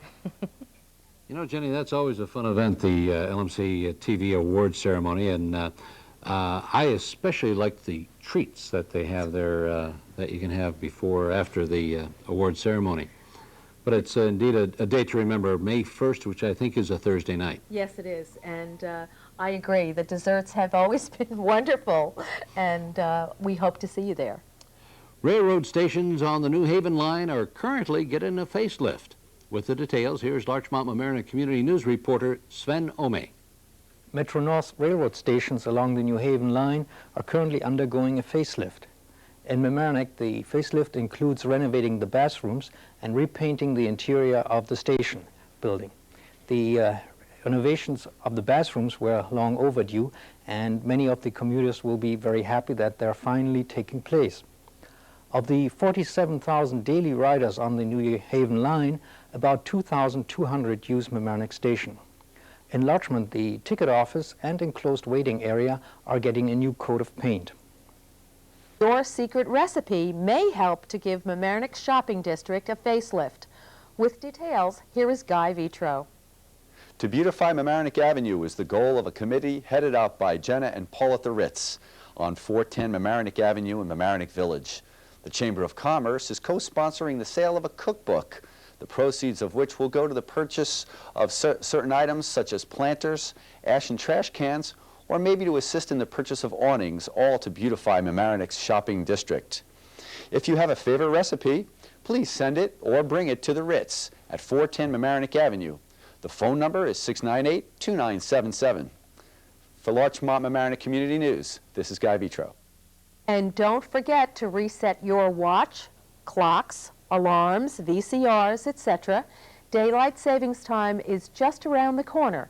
It starts Sunday, April 6th, and it also means that day by day we are getting closer to summer. Ah, that's good news. And also, that's spring ahead fallback. Yes. Right? So move them ahead.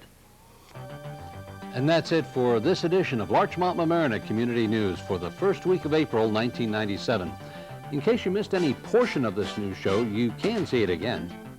This program is on Channel 14, LMC-TV, Monday through Friday at 7 p.m. Also, you can call LMC-TV and ask to see this week's news show. The number to call is 698-6808 after 4 p.m. The crew at LMC-TV will do their best to put Larchmont Mamaroneck Community News on at a time convenient for you to watch it. And remember to call 698-6808 after 4 and ask to see the news show. And those of us who produce this news program are all volunteers. We can always use some help, and it's a fun community activity. And if you think you might want to join us, drop by when we record the program. That's about every Thursday night. We do the show at LMC-TV Studios located in Mamaroneck High School on the Palmer Avenue side, just up the stairs from Walter's Hot Dog Stand. We get things going around 7 o'clock. Please send your comments, suggestions, and news items to Larchmont Mamaroneck Community News, care of LMC-TV, 1 Library Lane, Mamaroneck, New York, 10543. And thanks again for watching Larchmont Mamaroneck Community News. I'm Roger Norum. And I'm Ginny Neumeister. We'll see you next time. And it sure doesn't feel like spring some of these days, but our countdown to summer continues now, only 12 weeks away for summertime. And remember, spring ahead. Set those clocks ahead on Sunday. Thanks for watching.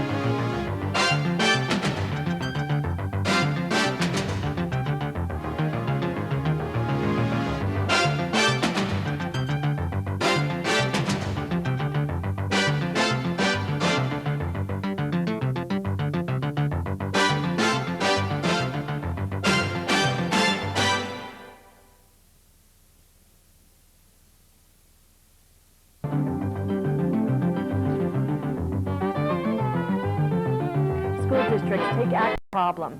A burglary ring bust in Queens may be linked to some area burglaries. Larchmont's train station lacking some conveniences. No sign of relief. School district budget under focus. We'll have a report on Rye-Neck's spending plan. A musical landmark shuts its doors on Mamaroneck Avenue. Teaching tolerance from an expert. Those stories and more on this edition of Larchmont Mamaroneck Community News.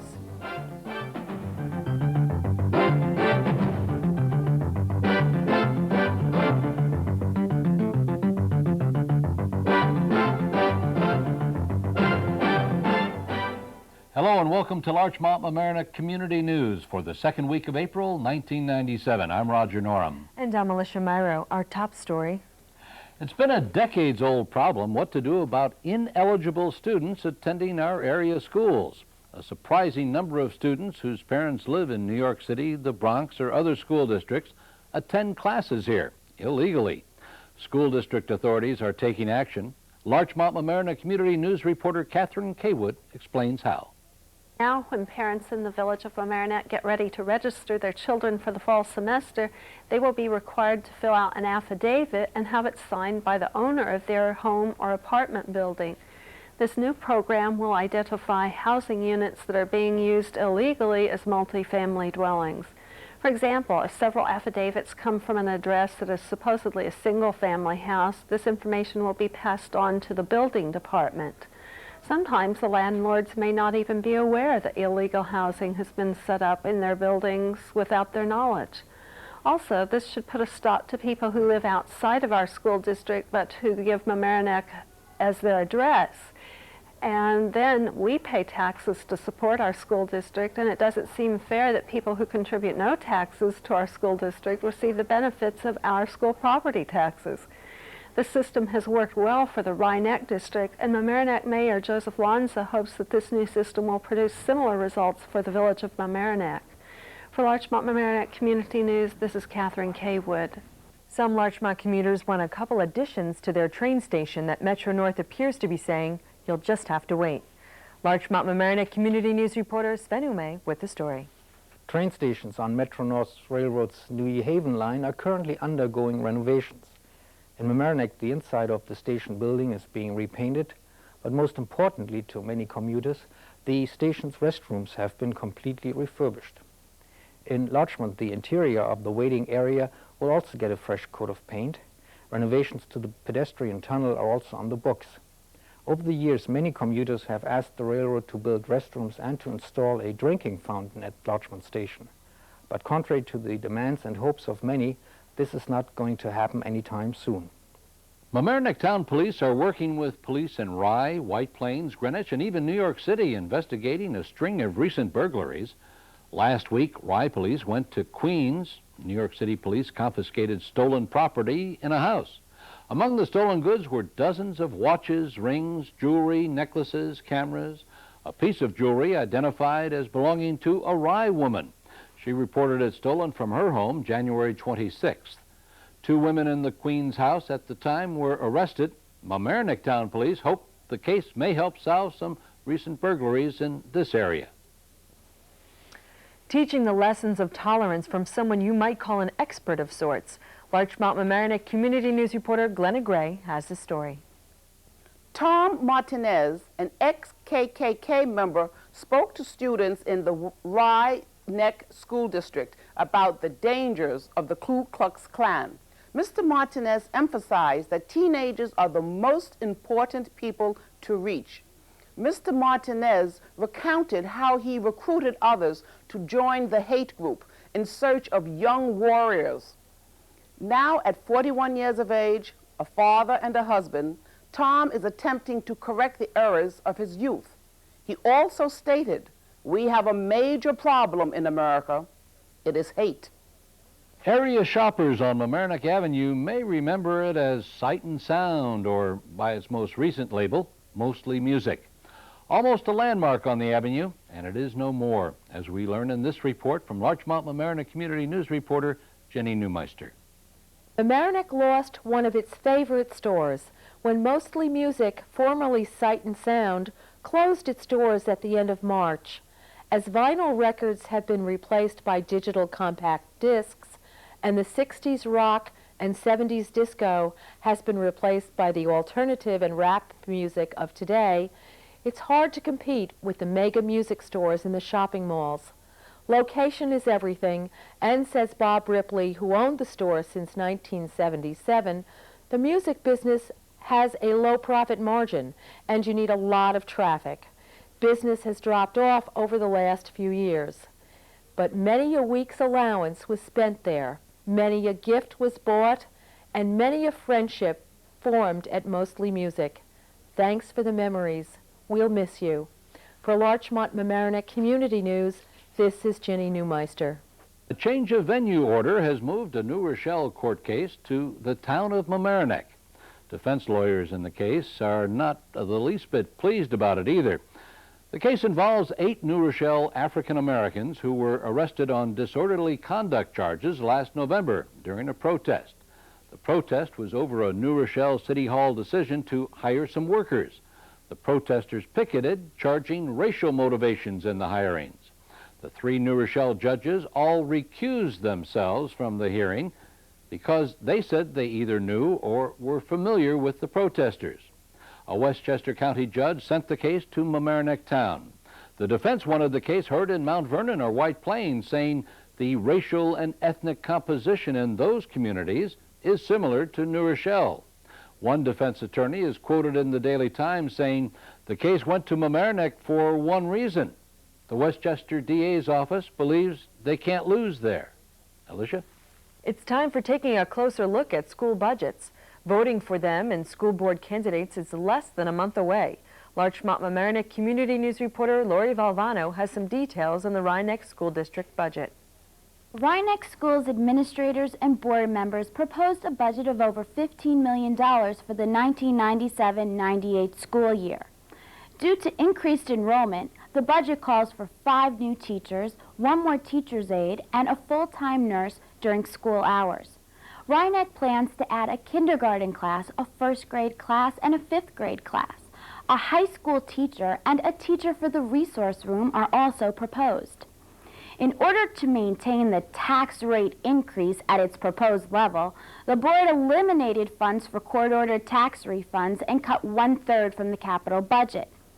Rye Neck's Financial Advisory Committee endorsed the budget, proclaiming the budget is responsible and practical, effectively balancing the goal of academic excellence and opportunity with fiscal conservatism and restraint. For those interested in the proposed school budget, the next hearing will be held on Wednesday and April 15th at 7:30 p.m. in the high school library. The final budget vote and election will be held on May 7th. For Larchmont Mamaroneck Community News, this is Lori Valvano. As you already know, Thea Beaver is Larchmont's new village justice, having beat out longtime Democratic Justice Harvey Brown on March 18th. Larchmont's new Republican justice will be sworn in this week, and she was quoted in the Daily Times as saying she wants to ensure that any sentence of community service is meaningful both to the village and to the offender, and that she would also like to bring a program to local schools that will educate students on our court system. 43-year-old Beaver was a lawyer with Secord Young and Rosenstarch in New Rochelle, the law firm of former village trustee Jeff Young, when she took on the task of campaigning for the village justice seat. And she had enjoyed her experience as deputy village prosecutor, a position she was named to last year. A graduate of Pace University Law School, Miss Beaver is raising her family in Larchmont and has been very active at the Larchmont Avenue Church and the local schools her children attend. Welcome aboard, Miss Beaver.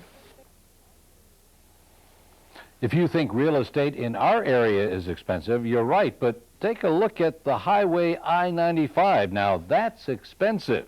Larchmont Mamaroneck Community News reporter Sven Ome has the story. When construction on I-95 ends next winter, a major project in Westchester County will be completed.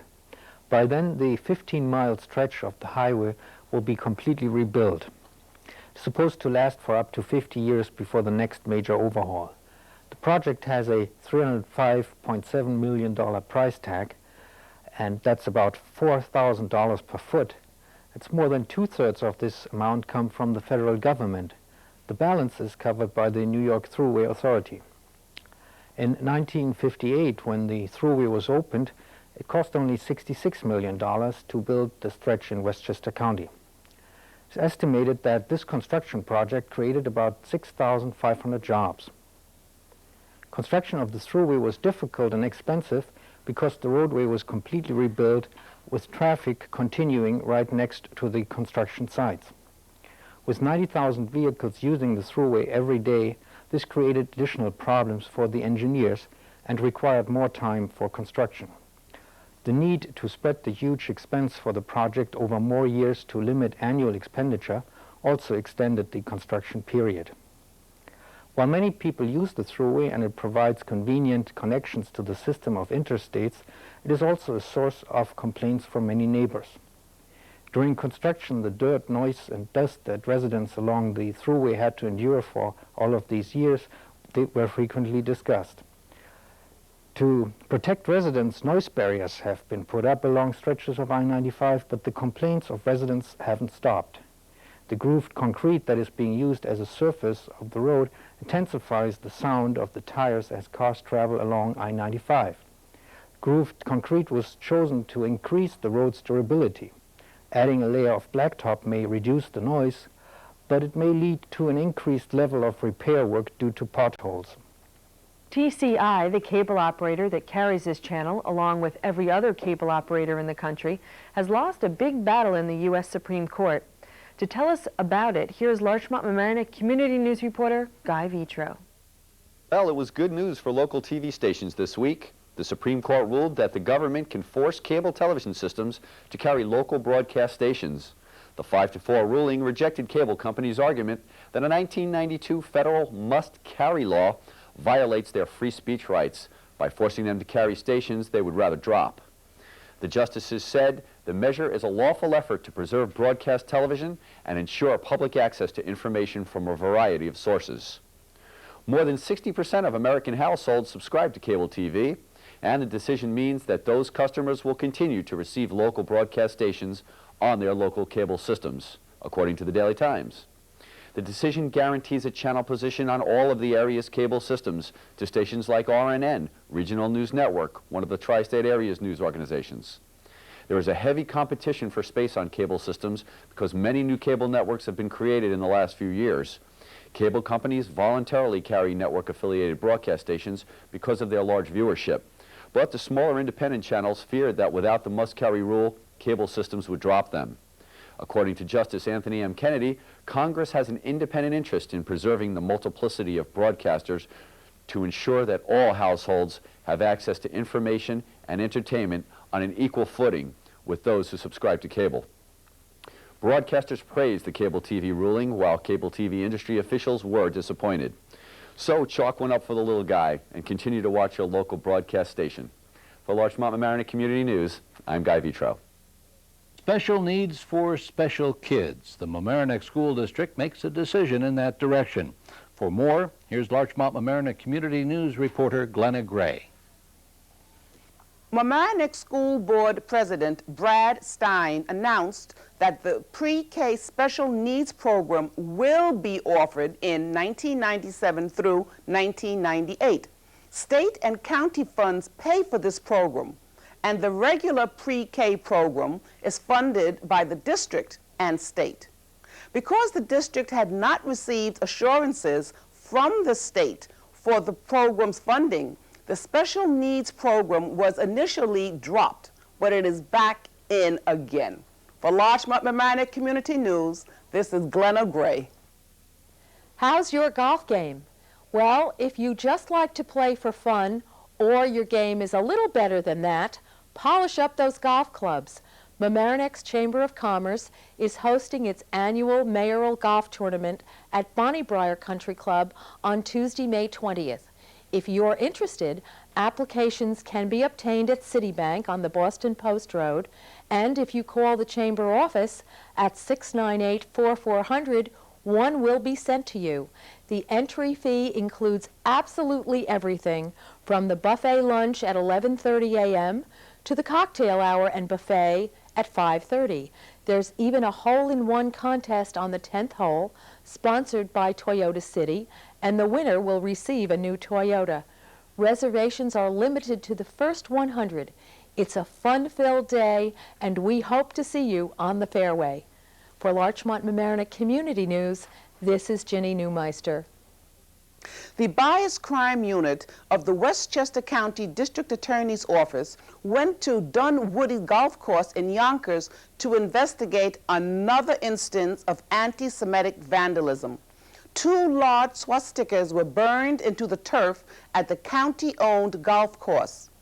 The Nazi symbols each measured about 4 feet square. Westchester Holocaust Commission President Donna Cohen called for passage of anti-hate crime legislation proposed by Governor Pataki.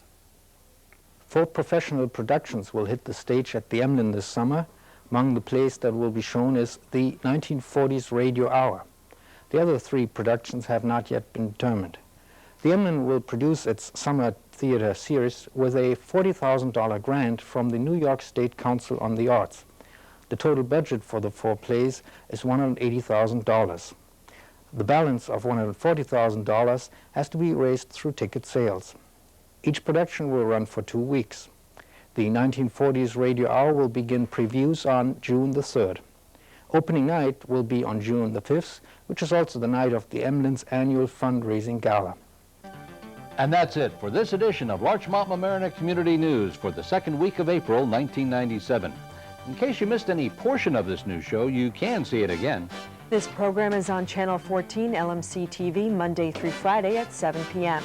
Also, you can call LMC-TV and ask to see the news show. The number to call is 698-6808 after 4 in the afternoon.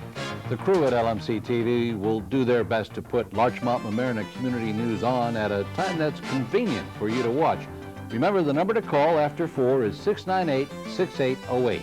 Ask to see the news show. And if you want to get involved, you can. We are all volunteers and we can always use some help. We record on Thursday nights. Stop by some Thursday night when we put this program together. We're at the LMC TV studios in Mamaroneck High School on the Palmer Avenue side, just up the stairs from Walter's Hot Dog Stand. If you have any comments, suggestions, or local news items, send them to us at Larchmont Mamaroneck Community News, 1 Library Lane, Mamaroneck, New York, 10543. And thanks for watching Larchmont Mamaroneck Community News. I'm Roger Norum. And I'm Alicia Myro. Let's hope springtime is now here to stay. And it's only about 10 weeks to summertime. And one other final note, Alicia. Remember to keep the night of Thursday, May 1st open. That's the LMC TV Awards night at the Emlyn. Remember, that's Thursday night, May 1st, for the LMC TV Awards at the Emlyn Theater. And we'll all be there.